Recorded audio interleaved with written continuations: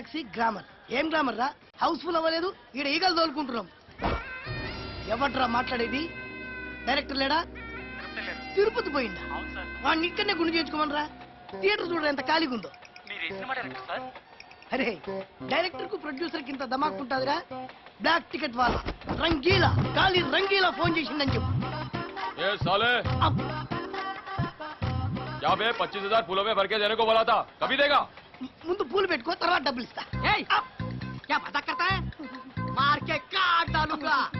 अगर 2 दिन में पैसा नहीं दिया तो कुछ बोलूंगा नहीं, कान मोड़ दूंगा और तेरी टांग काट डालूंगा. समझा क्या? पैसे का बंदोबस्त करके रखने का. समझा क्या? है रख रहा.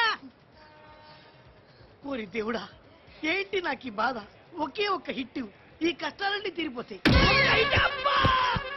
నెత్తి పగలేదురా. అరే తెలుగు వాళ్ళ ఉన్నావే, ఆ బ్యాగ్ వచ్చిగా. బ్యాగ్ ఇవ్వాలా? బ్యాగ్ స్టేషన్ నువ్వేనా? మనమే. ఇది నా నెత్తి మీద పడింది, నా నెత్తి పగిలింది. హాస్పిటల్ పోవాలి, డాక్టర్ ఫీజు కట్టాలి, ఎక్స్రే చేయించాలి, అవసరమైతే ఆపరేషన్ కూడా చేయించుకోవాలి. 1000 రూపాయలు అంత అవసరమా? అవసరమే. డబ్బులు అడిగితే నెత్తి మీద ఉమ్మేస్తాం. ఉమ్ము యాంటీబయాటిక్ బాసు. పిచ్చి పిచ్చి నగరాలు చేయకుండా 1000 రూపాయలు బయటది. 2000 ఇస్తా. రెంట్కి ఇల్లు చూపించు. స్వర్గం చూపిస్తుందా? Marriage star made in heaven. పెళ్లిళ్ళు స్వర్గంలో నిర్ణయించబడతాయంట. ఆ స్వర్గమే ఇది. మనం గనక ఒక సంబంధం సెట్ చేసామంటే ఆ జంట ఒక గంట గాని, ఒక గడి గాని, ఒక నిమిషం గాని, ఒక కొట్టుకోవడం గాని, ఒక తిట్టుకోవడం గాని, ఒక ముట్టుకోవడం గాని, కనీసం మాట్లాడుకోవడం కూడా అది స్వర్గం స్పెషాలిటీ. ఎలా ఉందంట? हमको तेलुगु नहीं आता.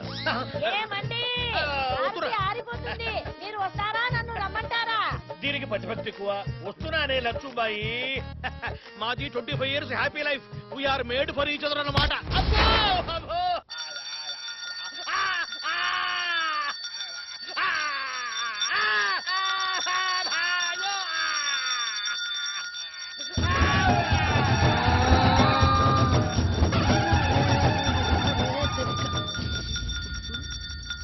అబద్ధాలు ఆడొద్దని చెప్పినానా?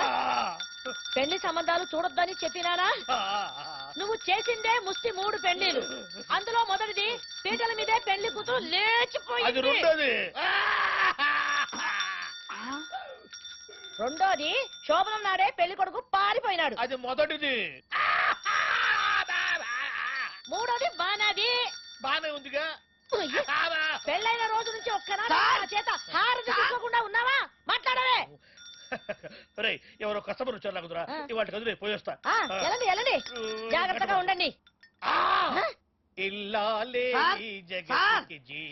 జ్యోతి ఉండరా? వస్తున్నాను సారు సార్ అనుకుంటా. ఏంటి సార్ కుంటుతుండ్రు? కాలుకి ఏమైనా దెబ్బ తగిలిందా? కుంటేది భలేవాడివే, బొంబాయిలో ఫ్యాషన్ కుంటడం. ఆయన రూమ్ ఖాళీ ఉంది కదా, ఇప్పిద్దామని తీసుకొచ్చిన. అరే నేను రూమ్ ఇవ్వాలంటే 190 కండిషన్లు ఉంటాయి తెలుసా? నేను ఉండాలంటే చాలా కండిషన్లు ఉంటాయి. నువ్వు నాకు నచ్చావయ్యా. మీరు నాకు నచ్చాలి.